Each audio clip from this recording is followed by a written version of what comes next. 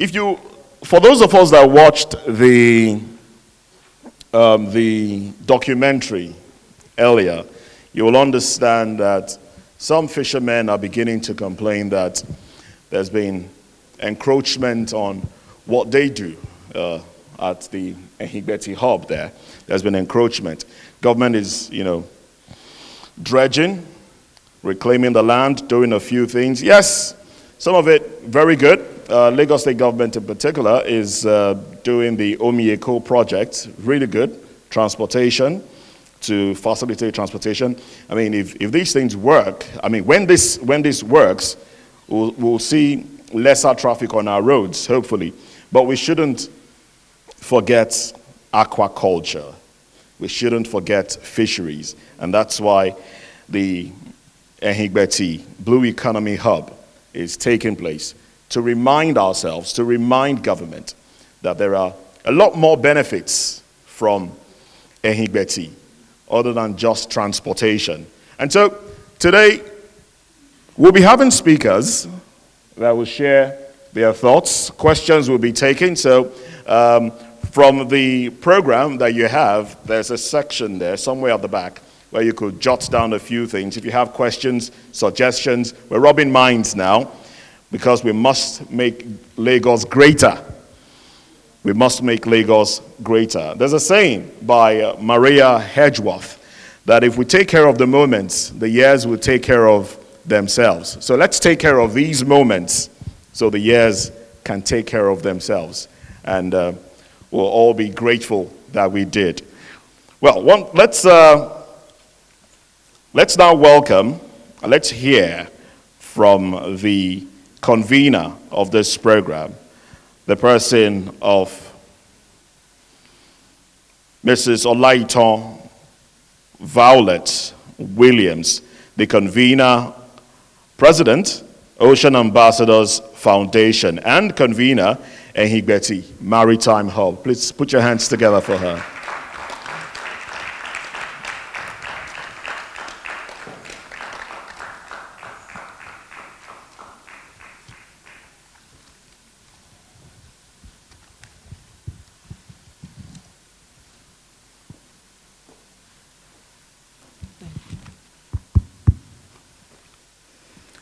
I apologize for starting late. It is not Ocean Ambassadors' stigma, but that is why we need more of the ferries to make transportation easier for everybody. Traffic, the roads, so everybody, even if you leave your house by 6 to get here by 9 is by grace, special grace. So I'm very sorry. Be that as it may, I want to greet my father, the royal father, Baba Bobowa, Kábíyèsí Ọba Akiolu, tí mo fi tọ̀wọ̀tọ̀wọ̀ dárúkọ yín, mo kí yín sir. Thank you very much, because when Ehigbeti was Ehigbeti, the Eleko was very prominent. And the white-cap chiefs, they were always together with him, making sure that the coastal community of Ehigbeti prospered. That was why we had the Agboles, Agbole Gbaja, Agbole Savage, Agbole Eti, Agbole Olusi, Agbole Williams, Agbole Braimokposi. We knew ourselves then with the various Agboles and the white-cap chiefs. You were very prominent. You were very forthright.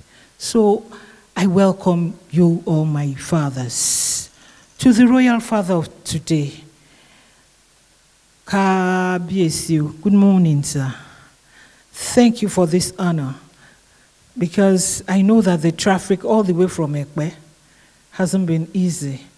But I'm sure that after today, when you go back to your coastal community, you'll remember that you met one of your daughters from Ehigbeti who is so passionate about the blue economy that it's nothing new to us. We've always had it. It's just the nomenclature that didn't make us realize, because those that brought the ships, there was no inclusivity. That's why when we were growing up in Enyigbeti, we didn't have role models. Our fathers traveled from Nigeria, age of 11.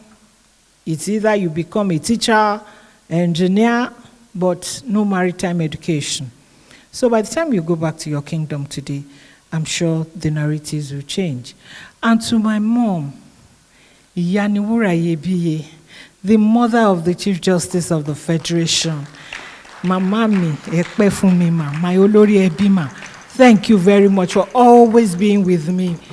The Awisha of Lagos, my uncle, good morning, sir.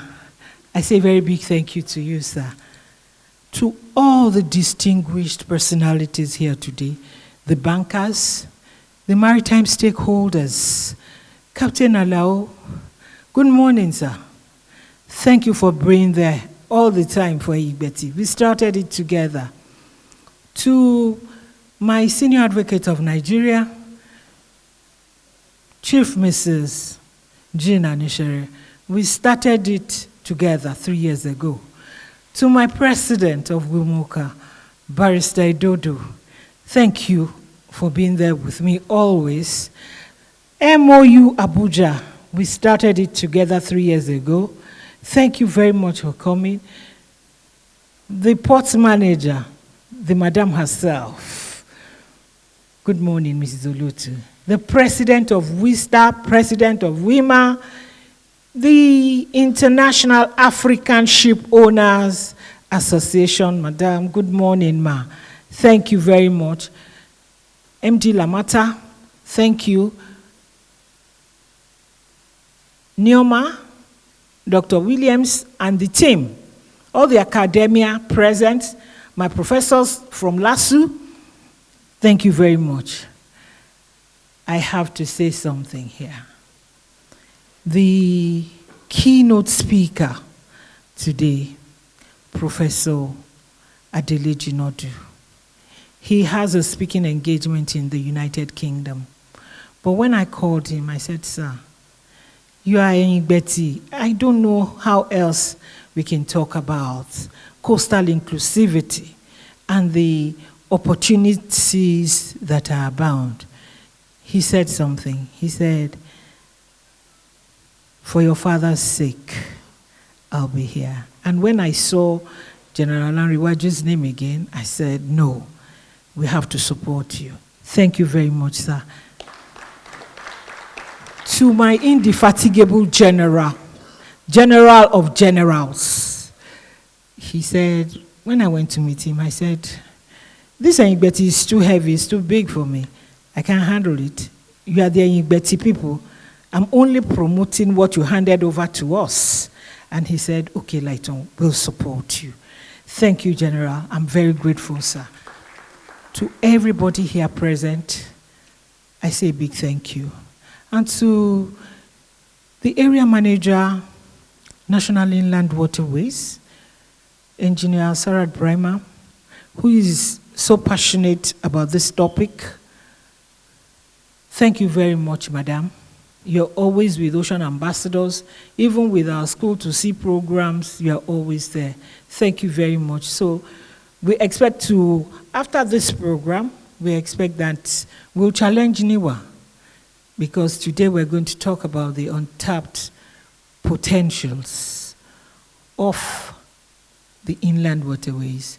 We have 28 out of 36 states controlled by the National Inland Waterways.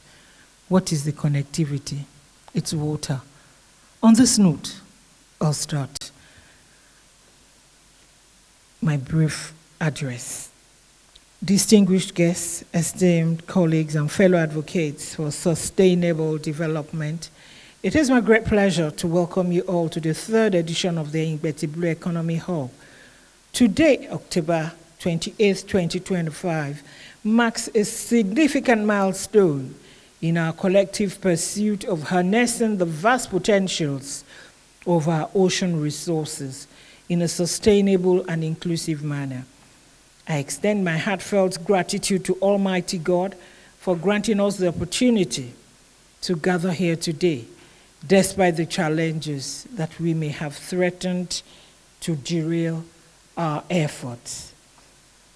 Today is a special day because Eyigbeti had everything the blue economy is projecting now.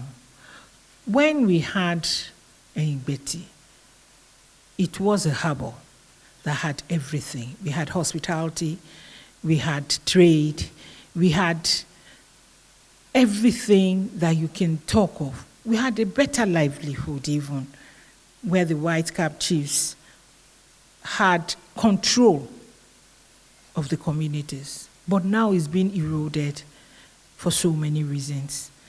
As we gather here today, we do so with a deep sense of purpose and commitment to the development of our coastal communities. The theme of this year's hall, the Renaissance of Eyigbeti in Community Engagement and Inclusivity, underscores the importance of engaging our coastal communities in the policy creation and implementation process over the past 2 editions. We have drawn valuable lessons from our history and heritage, and we have made significant strides in promoting the blue economy concept. The production of a well-received audiovisual documentary that was shown earlier, and a book on the historical significance of Eyigbeti within the contemporary blue economy are testaments of Ocean Ambassadors Foundation's commitment to this cause. As we move forward, we are delighted to have our erudite professor of political science share his thoughts on a critical topic that has far-reaching implications for our coastal communities. The keynote paper, Unpacking the Potentials of Inland Waterways in the Blue Economy, promises to be a thought-provoking and insightful exploration of the opportunities and challenges that lie ahead. We believe that the discussions and deliberations that will ensue today during the discourse will provide valuable insights and recommendations that will inform policy decisions and promote inclusive development. At Ocean Ambassadors Foundation, we firmly believe that the development of our coastal communities is a collective responsibility that requires the active participation of all stakeholders. We cannot afford to leave the government alone in this endeavor. We cannot afford to rely on the government alone. All hands must be on deck to develop the wealth of our coastal communities and ensure that the benefits of the blue economy are equitably distributed.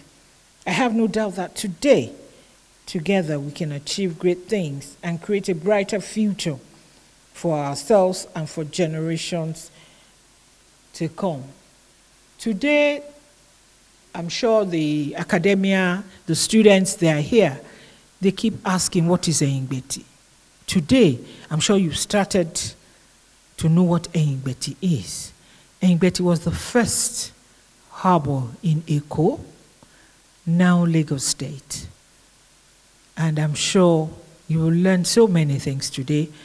And by the time you go back, you'll have another outlook to the blue economy. I welcome Comrade Wilcox from Bayelsa. Good morning. How are you? Thanks for coming. Because what happened in Eyigbeti must not happen in all coastal communities. We must strive to make sure that our coastal communities have inclusivity. They have the national traditional intelligence that you don't have to have a BSc before you know. When you go to coastal communities, you'll be shocked at what you'll learn. Ocean Ambassadors Foundation, sometime this year in June, just to prove that coastal inclusivity is germane, we partnered with BOI, and we have the Fisherwomen's Cooperative now in Afuyekbe with young ladies, I think the max 20 years, but they are natural swimmers. I call them fish because they can swim, those girls. But can't we now make that asset they have to become international divers, where you now engage them? Some of them, when they tell you, oh, you didn't see us, we did Snapchat. Every morning they go to feed. In the evening, they go to feed and they do videos and send to, because we have a WhatsApp group. And that is inclusivity. And that is the value chain of the blue economy. We need to engage intentionally the coastal communities. We cannot afford to neglect the coastal communities because that is the value chain of the blue economy. When you talk of blue economy, it's the coastal inclusivity. That is where they get the data from. It is not from the urban. But unfortunately, they are being intentionally disenfranchised. Then how will the sustainability come to be if we don't engage them? Everybody, 3 years ago, Oboniru said something when he was the royal father of the day. He said, you maritime stakeholders, what are you doing with the indigents? You call them all sorts of names. How many of them are in your establishments? I know that we have maritime stakeholders here from NIMASA, Shippers Council, MPA, NIWA. We need to do more to the host communities so that there won't be social menace that we're experiencing now. By the time you engage them through tech, you'll be shocked what they'll turn out to be. On this note, I say good morning to everybody, and I wish you happy listening. Thank you.